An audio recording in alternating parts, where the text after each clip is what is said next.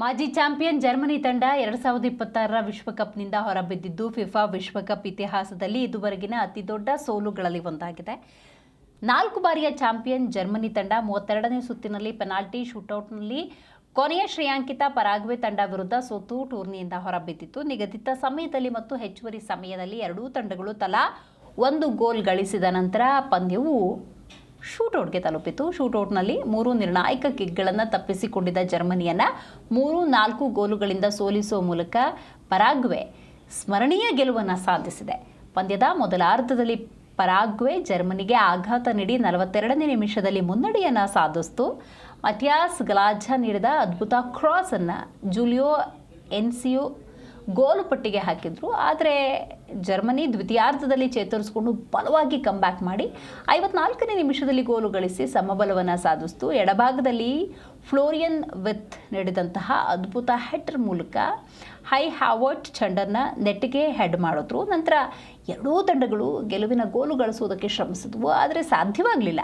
ವಿಶ್ವಕಪ್ ಇತಿಹಾಸದಲ್ಲಿ ಒಮ್ಮೆಯೂ ಶೂಟೌಟಲ್ಲಿ ಸೋಲದ ಜರ್ಮನಿ ಈ ಬಾರಿ ದೊಡ್ಡ ಹಿನ್ನಡೆಯನ್ನು ಅನುಭವಿಸಿತು. ಮೊದಲ ಕಿಕ್ ತೆಗೆದುಕೊಂಡ ಜರ್ಮನಿಯ ಕೈ ಹ್ಯಾವರ್ಟ್, 4ನೇ ಕಿಕ್ ತೆಗೆದುಕೊಂಡ ನಿಕ್ ಓಲ್ಮೀಡ್ ಪರಾಗ್ವೆಯ ಕೀಪರ್ ಒಲಾಡೋ ಗೋಲು ಗಳಿಸದಂತೆ ತಡೆದ್ರು. ನಂತರ ಕೊನೆಯ 2 ಕಿಕ್ಗಳನ್ನು ತಪ್ಪಿಸಿಕೊಂಡ ಪರಾಗ್ವೆ ಕೂಡ ಒತ್ತಡಕ್ಕೆ ಸಿಲುಕಿತು. ಇದರಿಂದಾಗಿ ಪಂದ್ಯ ಸಡನ್ ಡೆತ್ಗೆ ಹೋಯಿತು. ಸಡನ್ ಡೆತ್ನಲ್ಲಿ ಮೊದಲ ಕಿಕ್ ತೆಗೆದುಕೊಂಡ ಜರ್ಮನ್ ಆಟಗಾರ ಜೊನಾಥನ್ ತಾಹಿನ್ ಹೊಡೆದು ಚೆಂಡು ಶಾಟ್ ಕ್ರಾಸ್ ಬಾರ್ ಮೇಲೆ ಹೋಯಿತು. ಬಳಿಕ ಜೋಸ್ ಕೆನಾಲೆ ಗೋಲು ಗಳಿಸಿ ಪರಾಗ್ವೆಗೆ ಐತಿಹಾಸಿಕ ಗೆಲುವನ್ನು ತಂದುಕೊಟ್ರು. ಇದೇ ಮೊದಲು ಜರ್ಮನಿ ತನ್ನ ಹಿಂದಿನ 4 ಶೂಟೌಟ್ಗಳಲ್ಲಿಯೂ ಗೆಲುವನ್ನು ಸಾಧಿಸಿತು. ಪ್ರಮುಖ ಅಂತಾರಾಷ್ಟ್ರೀಯ ಪಂದ್ಯಾವಳಿಯಲ್ಲಿ ಜರ್ಮನಿ ಶೂಟೌಟ್ನಲ್ಲಿ ಸೋತಿರುವುದು ಇದು 2ನೇ ಬಾರಿ.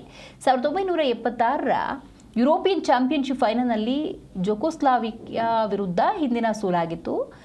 ಆ ದಿನ ಜರ್ಮನಿ 5-3 ಅಂತರದಿಂದ ಸೋಲನ್ನು ಕಂಡಿತ್ತು. ಜರ್ಮನಿಯಂತಹ ದೊಡ್ಡ ತಂಡವನ್ನು ಟೂರ್ನಿಯಿಂದ ಹೊರದಬ್ಬಿದ ನಂತರ ಪರಾಗ್ವೆ ಹೆಚ್ಚಿನ ಆತ್ಮವಿಶ್ವಾಸವನ್ನು ಪಡೆದುಕೊಂಡಿದೆ.